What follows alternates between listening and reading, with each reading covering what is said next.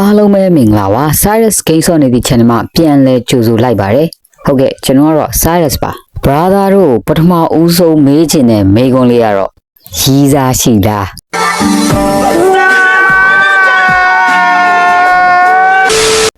ဟုတ်ကဲ့ပါဒီဗီဒီယိုလေးမှာတော့ရီးစားမရှိတဲ့ brother တို့အတွက်ရော crush ကိုတွေ့တိုင်းထမင်းစားပြီးပြီလားပဲမေးတတ်တဲ့ brother တို့အတွက်ရောမွေးကလေးကနေ FA ဖြစ်လာတဲ့နှစ်ချို့ FA တွေအတွက်ရောကောင်မလေးကထားသွားလို့စင်ငယ်ဖြစ်နေတဲ့ brother တို့အတွက်ရောကျွန်တော်မောင်မောင် Cyrus ကနေပြီးတော့စေတနာတရားထက်သန်စွာဖြင့်ဂိမ်းဆော့ရင်ကောင်မလေးရနိုင်မဲ့ဗီဒီယိုကိုတင်ဆက်ပေးမှာဖြစ်ပါတယ်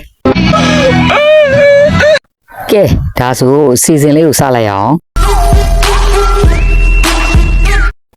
ပထမဦးဆုံးမိတ်ဆက်ပေးခြင်းတဲ့ game လေးကတော့ Stardew Valley game ဖြစ်ပါတယ်ဒီ game လေးကတော့ in-life farming simulation role playing game မျိုးစားတစ်ခုဖြစ်ပြီးတော့2016ခုနှစ်ဖေဖော်ဝါရီလ26ရက်နေ့မှာစတင်မိတ်ဆက်ခဲ့တာဖြစ်ပါတယ်ရရှိနိုင်တဲ့ gaming platform တွေကတော့ PC Windows PC Mac OS PlayStation Xbox Nintendo Switch နဲ့ iOS ပြင် Android တို့မှာပါရရှိနိုင်ပါတယ်ဂိမ်းရဲ့အဓိကအကြောင်းအရာလေးကတော့ဟိုစီးပွားရေးလုပ်ငန်းလုပ်ကိုင်နေပြီးမောပန်းနေတဲ့ဇက်ကောင်ဟာဘိုးဘွားပိုင်ချန်ကြီးကိုအမွေလက်ခံရရှိပြီးတဲ့နောက်မှာတော့လေယာစိုက်ပျိုးရေးထိတ်ဆန်မွေးမြူရေးနဲ့မိုင်းတွင်တူတာတွေအချီရေးနဲ့လျှို့ဝှက်စမ်းကြယ်မှုတွေကိုရှာဖွေရတဲ့ဂိမ်းမျိုးစားဖြစ်ပါတယ်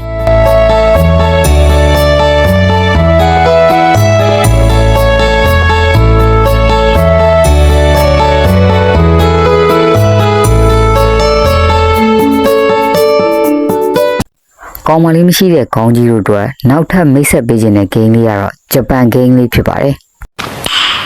Nice ဂျပန် game ဆိုလို့အမောင်တွေကဂိုင်းလောကသားတွေအတွက်တမျိုးမထင်မှုကြိုပြီးတော့ပြပြချင်ပါတယ်ဒီ game လေးကတော့ Room Factory 5ဆိုတဲ့ game လေးပဲဖြစ်ပါတယ်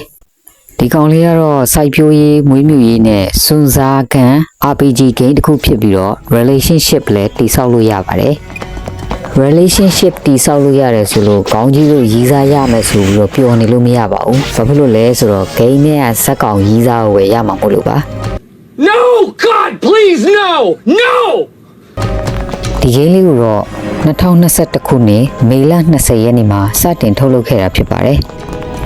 ဂိမ်းရဲ့ဇလံအဓိကအကြောင်းအရာလေးကတော့သင်ရဲ့ဇက်ကောင်ဟာအမတ်တမဲ့မှတ်ညံဆုံးရှုံးပြီးတော့မြို့တစ်မြို့ကိုရောက်ရှိသွားကစီအဖွဲ့ရဲ့ဖွဲ့ဝင်ဖြစ်လာမှာဖြစ်ပါတယ်။ထူးဆန်းတဲ့ဖြစ်ရများနဲ့လျှို့ဝှက်စမ်းကြယ်မှုတွေကိုဖော်ထုတ်ရင်းမိမိရဲ့အတိတ်ကိုလည်းပြန်လည်ရှာဖွေရမယ့်ဂိမ်းမျိုးဖြစ်ပါတယ်။ဂိမ်းထဲမှာပါဝင်မဲ့အကြောင်းအရာတွေကတော့စိုက်ပျိုးမွေးမြူရေးတိုက်ခိုက်ရေးချီရေးချီရဒိတ်တင်ဒါကတော့ခေါင်းကြီးတို့အကြိုက်ပေါ့နော်။ပြီးတော့ကြေးရဖွံ့ဖြိုးရေးနဲ့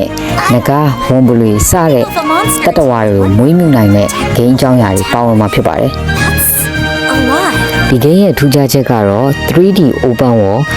ဒီ Room Factory Series တွေမှာပထမဦးဆုံး 3D နဲ့ဖော်ပြတဲ့ဂိမ်းဖြစ်ပါတယ်